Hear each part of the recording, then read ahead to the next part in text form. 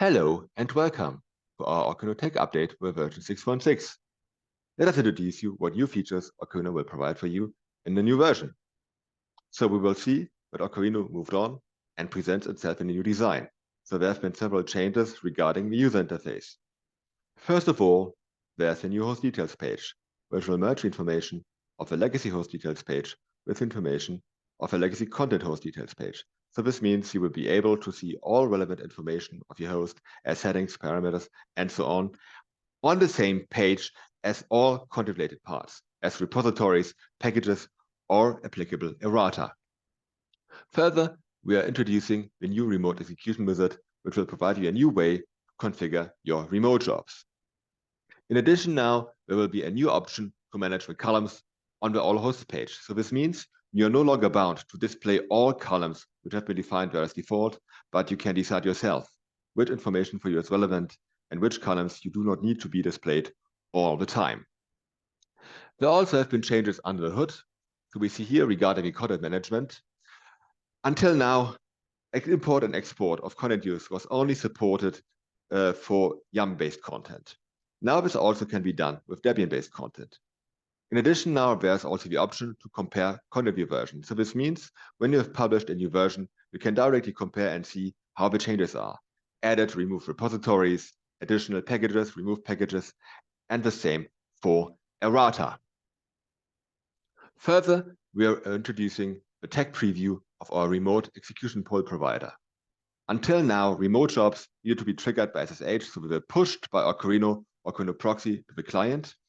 With a remote execution poll provider, we are able to reverse the direction. So this means that the client is waiting for jobs and will pull them for a corresponding server. Last but not least, we extended the kernel care plugin and now also support Debian and Ubuntu servers. This means that you just can register now your Debian and Ubuntu servers with kernel care and live patch them using the kernel care plugin within orcharhino. So let's have a look on some changes here before we move to the live demo.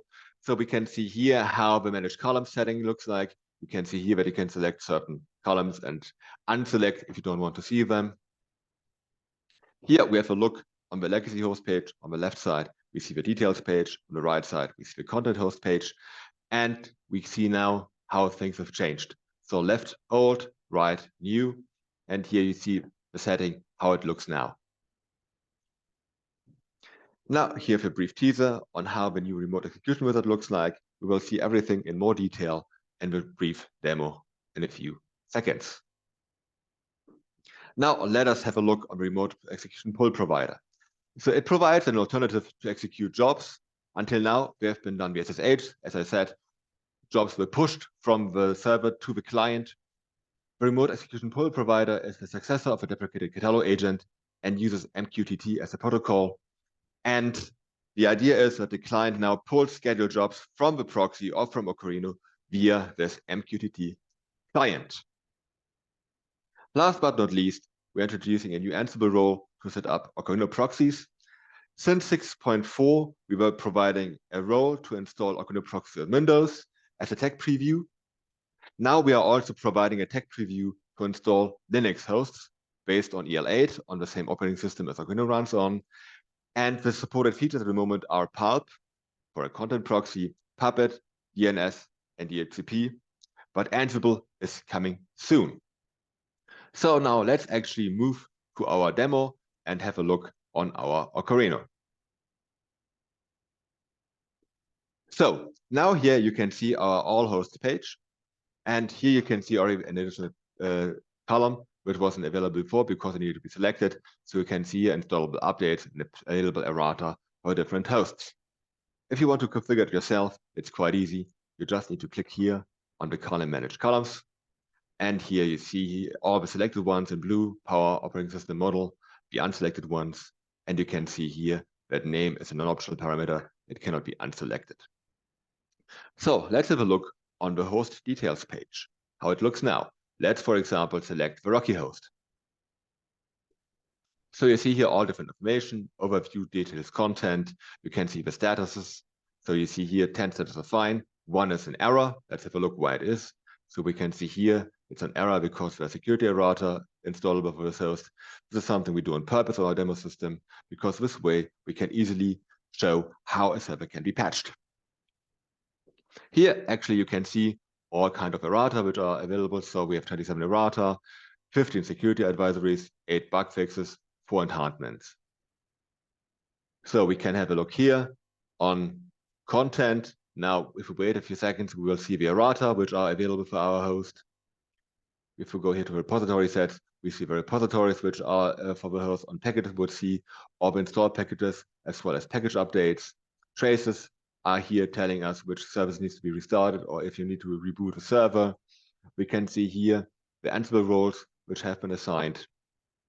We see puppet classes which are assigned. And last but not least, we see all the kind of reports which are provided by the different config management tools. So let's actually have a look on how we can provide jobs right now. So we can click here just on schedule remote job. You see here the job category, the job template. Now we click here on next. We wait for a sec that the host gets resolved. Now we just want to run an ad hoc command, just in uptime, for example. Actually, now you can just go through different fields and configuring everything as you want. You can just select here to schedule. So if you want to run it now, in the future, as a recurring job, in case that everything is fine, you can also skip all the checks and just go here to review details and then just run the job. So let's wait a second. We can click here on the host to see the outcome. You see everything is fine, returned here that everything was successful. So let's go back to the host details page. And everything is fine. We can see here all the different recent jobs that have been run. So we saw that 3 days ago, Ansible was running on this host, and we see the recently run uptime. So now let's also have a look on our content view page. So as I told you, there was a feature to compare different content view versions. So let's have a look on that. So we have now here our composite Rocky 8 content view. And now we see we have different versions. We see we have different kind of packages and errata. And now we want to know what actually the difference is. So we just select the 2 versions. And we click here on compare. So now we see the repositories which have been assigned. So there have been no changes. So we see here all the repositories in here were part of version 9 and part of version 11. Now we look for RPM packages to see what kind of updates have been there to the content view versions.